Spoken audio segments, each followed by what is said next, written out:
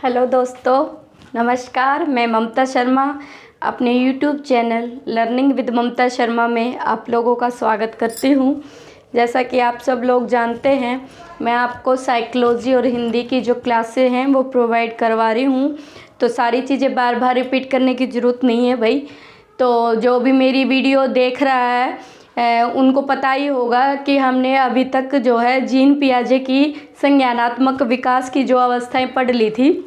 अब उन्हीं का आधार बनाकर जो हमारे जेरोम ब्रूनर थे, इन्होंने अपना एक नया जो है वो संज्ञानात्मक विकास का सिद्धांत प्रतिपादित किया था। उसके बारे में अभी हम जानते हैं। चलो आओ देखो, Brunner's theory of cognitive development. तो इसको हिंदी में क्या बोलते हैं? जो हमारे जेरोम ब्रूनर थे, इनका पूरा नाम है भाई जेरोम ब्रूनर का संज्ञानात्मक विकास का सिद्धांत। और जो जेरोम ब्रूनर थे, जेरोम ब्रूनर का जो जन्म है 1915 में अमेरिका के न्यूयॉर्क शहर में हुआ था। तो देखो भाई, जो जेरोम ब्रूनर थे, कहीं ना कहीं इनको जीन पियाजे का ही जो है शिष्य बता दिया जाता है, क्योंकि इनका जो ये सिद्धांत था, इन्होंने उन्हीं जीन पियाजे की चारों अवस्थाओं को जो है उनका ही अध्ययन करके उनको ही आधार बनाकर अपना जो है संज्ञानात्मक विकास का ये सिद्धांत इन्होंने प्रतिपादित किया था। तो जो हमारे जेरोम ब्रूनर हैं, तो क्वेश्चन आ जाता है ये कहाँ के निवासी थे? तो ये हमारे भाई अमेरिका के निवासी थे। और जीन पियाजे कहाँ के निवासी थे? जीन पियाजे हमारे जो हैं स्विट्ज़रलैंड के निवासी थे। ठीक है, ये चीज़ें याद रखना। जो हमारे ब्रूनर जी हैं, ये 1915 में पैदा हुए हैं अमेरिका में, अमेरिका के न्यूयॉर्क शहर में। तो याद रखना, ये क्वेश्चंस आ जाते हैं भाई कई बार। जो इन्होंने है, जो हमारे जेरोम ब्रूनर जो हैं, इन्होंने क्या कहा था? इन्होंने कहा था कि जो बच्चा है ना, चीज़ें जो सीखता है ना बच्चा, वो सरल रूप से सीखता है। और सरल रूप से फिर उसका क्या हो जाता है? उसकी रुचि बन जाती है चीज़ों को सीखने में। और जो रुचि से जो उसका जो ज्ञान वो प्राप्त करता है अपनी रुचि के अनुसार, तो वो क्या हो जाता है? उसका स्थायी ज्ञान हो जाता है भाई। ठीक है। अब इन्होंने जो हमारे ये जो जेरोम ब्रूनर है, इन्हीं के संज्ञानात्मक सिद्धांत को, संज्ञानात्मक विकास के सिद्धांत को भाई तीन नाम और दिए हैं। निर्मितवादी मतलब कंस्ट्रक्टिविस्ट, अन्वेषण सिद्धांत मतलब इन्वेस्टिगेशन यानी खोज करके, संरचनावादी सिद्धांत यानी स्ट्रक्चर। संरचनावादी मतलब ज्ञान की संरचना पर इन्होंने बल दिया। संरचनावादी मतलब क्या है? जब बच्चे जो हैं अपने जो ज्ञान को सीख लेते हैं, तो वो अपने आप ही क्या कर लेते हैं? एक संरचना बना लेते हैं अपने दिमाग के अंदर। अपनी बौद्धिक विकास के जो उनका बौद्धिक विकास जो हो रहा है, जो उनकी बौद्धिक क्षमता है वो बढ़ जाती है, और फिर वो अपने उसी के अनुसार ज्ञान का निर्माण कर लेते हैं। तो ये फिर निर्मितवादी हो गए, मतलब निर्मितवादी यानी जो है कंस्ट्रक्टिविस्ट। तो इनके जो ये है संज्ञानात्मक विकास जो है इनका सिद्धांत है, उसी के भाई ये नाम है। निर्मितवादी भी आ जाएगा कहीं पेपर में, कभी आप सोचो यही आएगा। अच्छा, अन्वेषण का सिद्धांत पूछ लेगा तो आप क्या बताओगे? ब्रूनर। अगर संरचनावाद का सिद्धांत पूछ लेगा तो आप क्या बताओगे? ब्रूनर। तो जो हमारा संज्ञानात्मक विकास सिद्धांत के इसके 3-4 ये नाम है, ये याद कर लेना। और एक और बात भाई, जो भी बच्चा ये वीडियो देख रहा है वो क्या करेगा? वो इससे पहले, जो आज नया बच्चा जुड़ा है, जो इससे पहले मैंने साइकोलॉजी की क्लासें डाली हुई ना, एक बार उनको ज़रूर विजिट करें। अगर उन चीज़ों को आप समझोगे ना, अगर इससे पहले वाली आपने क्लास ले ली, तो ये चीज़ें आपको बहुत आसानी से समझ में आ जाएंगी। जीन पियाजे का मैंने 2 क्लासों में बड़े डिटेल से जो है आपको समझाया है, और उससे आपका कोई क्वेश्चन नहीं छूटेगा, उससे ज़रूर आता है और इससे भी आ जाता है क्वेश्चन। कैसे आएगा? उसकी जो 4 अवस्थाएं दी हैं, उनमें से कोई 3 अवस्था दे के पूछ लेगा ये कौन सी जो है ब्रूनर की, एक इनकी दे देगा ब्रूनर की अवस्था। तो ऐसे क्वेश्चन आ जाएगा कि इनकी ब्रूनर की कौन सी अवस्था है। तो ये सारी चीज़ें आपको पहचान होगी, समझ होगी, तभी आप कर पाओगे। तो इन्होंने जो है क्या बताया है, ये जो ब्रूनर है वो क्या कहते हैं? उन्होंने कहा है जो मनुष्य उन चीज़ों को अधिक सीखता है जो वास्तविक है, वास्तविक मतलब रियल में है, जो हमारे सामने है, तो उन्हीं चीज़ों को क्या सीखता है, वो जल्दी सीखता है। जो ज्ञान की संरचना का निर्माण करता है, मतलब वो रियल चीज़ों को जो है देखकर ज्ञान की जो हमारी संरचना का क्या करता है, वही निर्माण करता है अपने आप ही।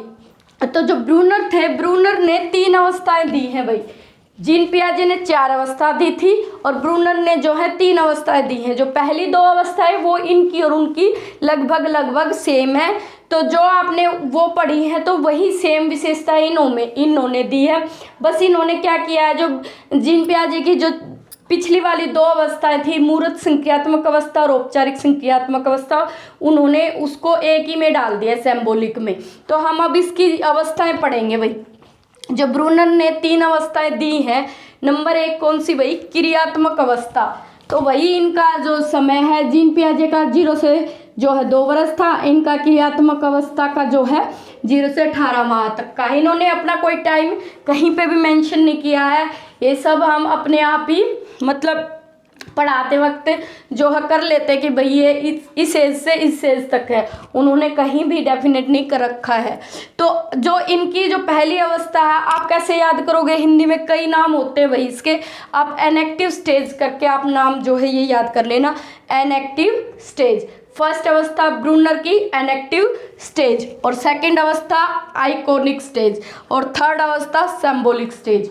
इसी तरह याद कर लेना भाई। जीन पियाजे की 4 अवस्थाएं कौन कौन सी थी, जो है पहली थी उनकी संवेदीगामक अवस्था, तो ये क्रियात्मक अवस्था बिल्कुल उनकी सेम है। दूसरी थी उनकी पूर्व संक्रियात्मक अवस्था, और ये जो इनकी आइकोनिक स्टेज है ये उससे रिलेट करती है। तीसरी थी उनकी मूर्त संक्रियात्मक अवस्था, चौथी औपचारिक संक्रियात्मक अवस्था, वो इन्होंने सिंबॉलिक स्टेज में बताया है। तो हम अब इनको डिटेल से थोड़ा जान लेंगे। जिन्होंने जीन पियाजे की जो अवस्थाएं पढ़ ली है, मेरी जो क्लास ले ली है, तो उनको कोई दिक्कत नहीं आएगी भाई इस क्लास में। जो आज ये नई क्लास ले रहा है बच्चा, वो पहली वाली क्लास जरूर देखे, मैंने प्लेलिस्ट बना रखी है साइकोलॉजी की।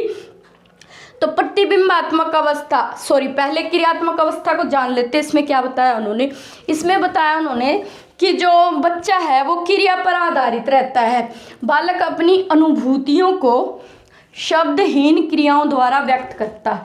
तो शब्दहीन क्रियाओं द्वारा कैसे व्यक्त करता है, जैसे अब बच्चा है भाई, है ना, 3-4 महीने या 4-5 महीने का बच्चा है, वो क्या करेगा, अगर उसको भूख लगी है तो वो बता तो सकता नहीं, भाषा तो उसकी कोई होती नहीं, वो या तो रोएगा, रो कर बताएगा, या फिर दूध की बोतल देखकर हाथ पैर मारने लग जाएगा, ऐसे ही तो करता है वो। तो ये अगर बच्चा किसी के घर में है 0 से 2 वर्ष तक का, या उसको ये क्वेश्चन जो है आसानी से समझ में आ जाएंगे कि ये क्रियात्मक अवस्था यानी इनएक्टिव स्टेज क्या होती है। वो उसका कोई भी क्वेश्चन नहीं छूटेगा अगर वो उससे रिलेट करके इसको करेगा। तो बस आप इनको नाम याद कर लेना इनके। और जीन पियाजे की अवस्थाएं मैंने बहुत अच्छे से करवाई हैं, जो वो समझ लेगा उनको ये बिल्कुल दिक्कत नहीं देंगे।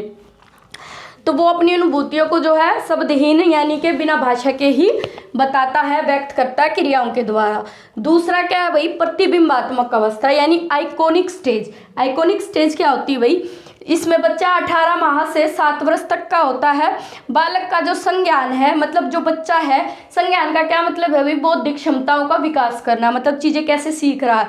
दृश्य होता है मतलब देखकर, स्मृति पर जो अपनी स्मृति है उसमें प्रतिबिंब बनाकर, कैसे मतलब वो मैं आपको समझाऊंगी।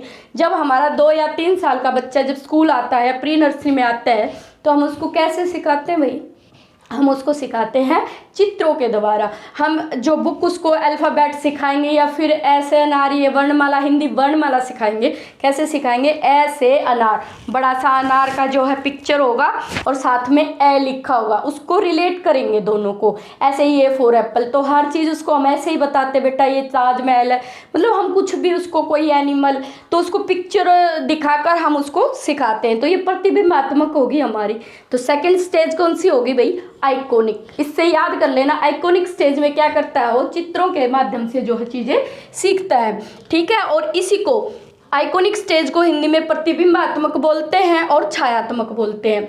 तो इनके नाम अलग अलग आ जाते हैं। आप क्या करोगे, आप इंग्लिश जो उनका पेपर में हमारे एग्जाम में होता है, साइड में इंग्लिश वर्जन होता है, उसको देख लेना और आइकोनिक स्टेज याद कर लेना। पहले हमारी इनएक्टिव स्टेज याद कर लेना, ठीक है। इसमें बच्चे को क्या होता है, जो तीव्र प्रकाश, ध्वनि, अंधेरे से प्रभावित, है ना, ये सारी चीज़ें, मतलब क्या है, ज़्यादा प्रकाश हो गया तो एकदम वो उसको भी फील करेगा, इन सारी चीज़ों का उस पर क्या है, प्रभाव पड़ता है। और अंधेरे से भी उसको डर लगता है। तो प्रत्यक्षीकरण से वो सीखता, मतलब सामने जो चीज़ें हैं उन्हीं को देखकर वो सीखता है। नेक्स्ट क्या कहता है, संकेतात्मक अवस्था मतलब सिंबॉलिक स्टेज। सिंबॉलिक स्टेज से आप क्या समझोगे, तो 7 वर्ष से ऊपर वाली है, मतलब जीन पियाजे की जो दोनों अवस्थाएं लास्ट वाली, मूर्तबी और अमूर्तबी, दोनों इसमें ही आ जाती हैं। इसमें क्या हो जाता है, भाषा पर आधारित, मतलब सिंबल। सिंबल का मतलब जो भाषा, ध्वनि चिन्ह, मैंने आपको लिपि के पोर्शन में बताया था, लिपि को क्या बोलते हैं, ध्वनि चिन्ह, उन्हीं को ध्वनि बोलते हैं ना। तो ये उन्हीं की बात हो रही है यहाँ, उसको इसी चीज़ से रिलेट किया है कि उसको भाषा का ज्ञान हो जाता है। ठीक है, सिंबॉलिक स्टेज हो जाती है, भाषा का जो है उसको, उसकी जो अनुभूतियाँ होती हैं वो भाषा पर आधारित हो जाती हैं। तो वो क्या करता है भाई, उसमें इसमें अपनी बोलकर, अपनी भाषा के द्वारा वो है अपनी अनुभूतियों को प्रकट करता है। और ये भाषा का जो है क्रमबद्ध विकास इस स्टेज में हो जाता है भाई। और इसमें बालक, ये मैंने बता ही दिया, इसमें बालक का तार्किक क्षमता का भी विकास हो जाता है। ठीक है, तो आप लोगों को मैं बताऊंगी कि जैसे हमारा जीन पियाजे की जो अवस्थाएं थी, सेम उनका ही आधार बनाकर इन्होंने अपना सिद्धांत प्रतिपादित किया था। बस इन्होंने थोड़ा सा डिफरेंस कर दिया, कुछ वो मैंने बता दिया। उन्होंने 4 स्टेज दी थी, इन्होंने 3 स्टेज दी हैं। बस इनकी स्टेजों के नाम याद कर लेना। क्वेश्चन कहाँ से बनते हैं कि आइकॉनिक स्टेज किसने दी है, 3 स्टेज ब्रूनर की दे दी, तीनों ही, एक जीन पियाजे की दे दी, पूछ लेगा इसमें जीन पियाजे की कौन सी स्टेज है। अच्छा, ये निवासी कहाँ के थे, ये सारी चीज़ें मैंने आप लोगों को बता दी हैं। मैं आशा करती हूँ आप लोग बहुत अच्छे से इन चीज़ों को समझ गए होंगे। और भाई अगर मेरी वीडियो आपको अच्छी लगे तो प्लीज़ मेरी वीडियो को लाइक करें और चैनल को जो है सब्सक्राइब करें, और ज़्यादा से ज़्यादा बच्चों को ये वीडियो जो है शेयर करें, क्योंकि हमारा HTET आने वाला है। अभी हमें अच्छा है, हमें टाइम मिल गया थोड़ा और, अगर जो डेट है एक्सटेंड हो गई है, आप लोगों को पता ही है, तो अच्छी बात है, हमें और पढ़ने का जो टाइम मिल गया है। तो मैं कोशिश करूँगी साइकोलॉजी के जो मेन टॉपिक हैं HTET से पहले मैं आपको प्रोवाइड करवा दूं, और आगे CTET सब में ये काम आएगा भाई। तो थैंक यू।